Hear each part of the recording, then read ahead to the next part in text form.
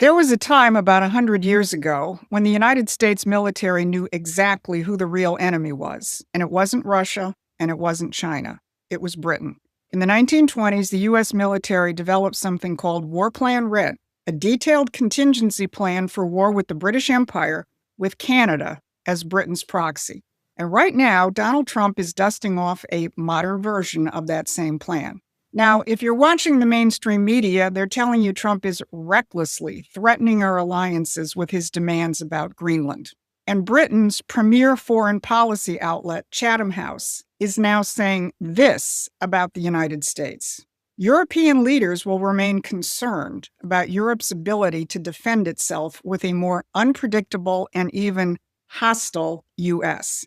And Chatham House also reported that in December, Denmark's military intelligence service classified the United States as a security risk for the first time.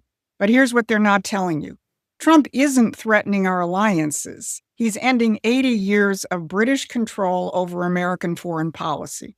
And he's doing it by reviving the strategic clarity that our military once had when they created War Plan Red.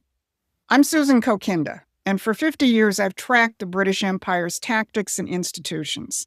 And I can tell you what you're watching right now is endgame. So if this is your kind of fight, please hit the like, share, and subscribe button to stay in touch and so we can spread our outreach. So today, I'm going to show you three things. Why NATO leaders are now discussing protecting Greenland from the United States. I'm going to talk about the forgotten War Plan Red, when America's military actually planned for war against Britain. And third, how Trump is taking on the monopolies at home, that these are the same British financial interests that shape the post-war world, and they also run the cartels strangling your housing and your health care. Now, if you're watching the mainstream media, they're telling you Trump wants Greenland for its minerals or its military bases, or it's about Russia and China. Well, there are elements to some of that. But there's much, much more. Look at what the foreign policy establishment is actually panicking about. The Atlantic Council, NATO's outpost here in the United States, just published a piece titled, "Trump's Quest for Greenland Could Be NATO's Darkest Hour." And Bloomberg reported that the United Kingdom and Germany are now discussing deploying NATO forces to Greenland to protect it from the United States. Let that sink in. NATO allies are discussing how to protect a NATO member from the United States, the supposed leader of NATO. Here's what Chatham House is really worried about. The cornerstone of NATO policy, Article 5, which triggers U.S. military support for NATO members. Here's what they say. The U.S., NATO's most powerful country by far, threatening to attack a NATO member state further damages Article 5's credibility. You bet it does. But it gets even more interesting. They continue, and they say, traditional alliance systems are reshaping daily, and European states might find they need support from other South American or other global South states in the future. And then the folks at Chatham House are very worried about the reports of potential U.S. cooperation deal on Arctic energy projects, and they got even more nervous in November with the 28-point peace plan, which includes joint Russian-U.S. plans for rare earth mineral extraction in the Arctic. Did you catch that? Europe may have to realign with the global South while the U.S. is working on Arctic economic deals with Russia. This is the British establishment admitting that Trump has broken their carefully crafted post-World War II Atlantic system. And here's the kicker about Greenland itself. The idea that Greenland belongs to Denmark is purely an artifact of imperial policy. Greenland didn't even get self-government until 2009, and it still has no power over its own foreign policy, currency, or defense. Denmark controls all of that. And according to the Danish media, those tensions recently broke out between Greenlandic and Danish parliamentarians, with one Greenlander accusing Denmark of neo-colonial methods. And opposition leaders in Greenland are now saying they want to negotiate directly with the United States, not through Copenhagen. So when Trump talks about Greenland, He's really talking about dismantling one of the last vestiges of European colonial control in the Western Hemisphere. And NATO, the military arm of that old imperial system, knows that if Greenland goes, the whole structure starts to crumble. Now, if you're finding this history eye-opening, if you're realizing there's a whole framework for understanding the British Empire's operations that you never heard before, you should go to the Promethean Action website and subscribe to our free newsletter. But let's dig deeper into why Greenland matters strategically. Everyone keeps saying it's about Russia and China. And yes, there are Russian and Chinese elements to this.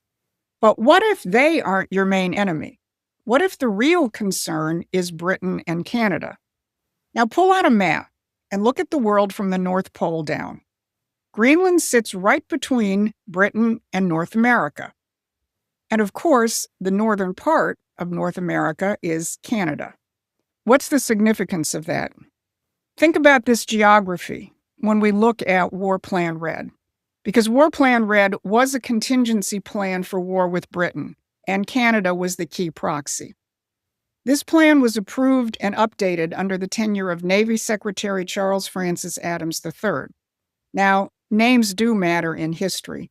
Charles Francis Adams III was not just a bureaucrat. He was the great-grandson of President John Quincy Adams, and he was the grandson of Charles Francis Adams Sr. Why is that significant? Because Charles Francis Adams Sr. was Abraham Lincoln's minister to Britain during the Civil War. He was the man on the ground in London, and he was the key figure who prevented the Empire from diplomatically recognizing the Confederacy. This family understood the game. The grandfather spent the 1860s preventing the British from destroying the Union diplomatically. The grandson spent the 1920s preparing contingencies for a British attack on the U.S. They understood that the Republic and the Empire are incompatible forms of government. And for the last 80 years, we've forgotten that lesson. But Donald Trump is simply dusting off a modern version of War Plan Red, a war for political and economic sovereignty from empires and monarchies. Now, if you're finding this history eye-opening, if you're realizing there's a whole framework for understanding the British Empire's operations that you never heard before, you should go to the Promethean Action website and subscribe to our free newsletter. Because when you look at the fight from the standpoint of Republic versus Empire, everything President Trump is doing makes perfect sense. So use the link to subscribe. Because while President Trump dismantles the empire's rules-based order, he hasn't forgotten the domestic one. The same British financial interests that shaped the post-war strategic landscape run the monopolies right here in our own backyard. The empire doesn't just operate through monarchies and NATO. It operates through monopolistic cartels right here at home, protecting the financial interests that have strip-mined the American middle class. And this week, Donald Trump targeted the two biggest burdens crushing the American people and especially young families: housing and health care. Look at Trump's Truth Social post. He announced he is immediately taking steps to ban large institutional investors from buying single-family homes. For the last decade, these giant institutional investors, the Blackstones, the Vanguards, the State Streets, they've been gobbling up single-family housing stock. They swoop in, outbid young couples and other Americans, and turn what should be a family's primary asset into a permanent rental stream for a hedge fund. This was fulfilling the WEF's playbook of turning us into a nation of renters, owning nothing, and supposedly being happy. But by forcing these institutions to divest, the administration wants to flood the market with supply and bring prices back down to reality. And the markets aren't too happy with Trump's announcement. Barron's reported that real estate funds slipped after Trump's announcement this week. But Trump didn't stop there. Federal Housing Finance Director Bill Pulte called this investor ban just the first punch.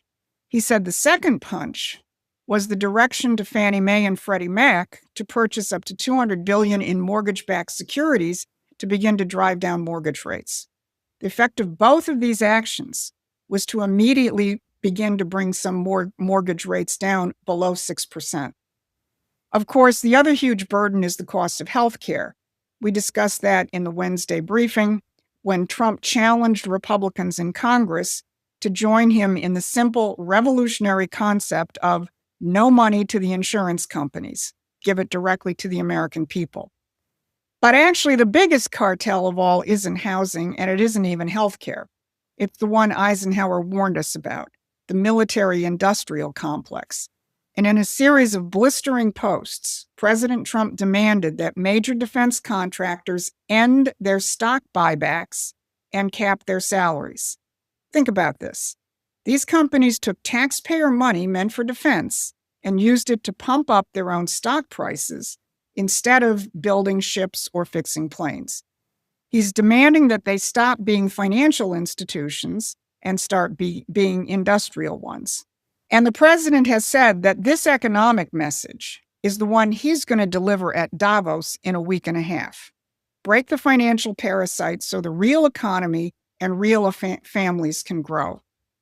So let's connect the dots. Trump's moves on Greenland aren't about territorial expansion. They're about ending NATO as an instrument of imperial control and securing the Western Hemisphere against countries which still operate under monarchies, like Britain, Denmark, and Canada. The War Plan Red framework shows us that the American military leadership once understood who the real enemy was, and Trump is reviving that clarity. And domestically, from Wall Street's housing grab to the Pentagon's stock buybacks, Trump is dismantling the cartels that have turned American citizens into serfs in their own country. But if you understand the game, and the real game goes back centuries, you can see exactly what Trump is doing and why it terrifies them. And when you understand the game, you can fight it effectively. That's what we do at Promethean Action. So head on over to our website and join the fight. Paying memberships and contributions give us the resources to do more and reach out even further. Because we have to build this fight now in 2026. There's no better way to celebrate the 250th anniversary of our independence than by finishing off the British Empire once and for all. So this has been your Monday Brief. Thanks for watching. Please take a moment and subscribe to our free newsletter at prometheanaction.com.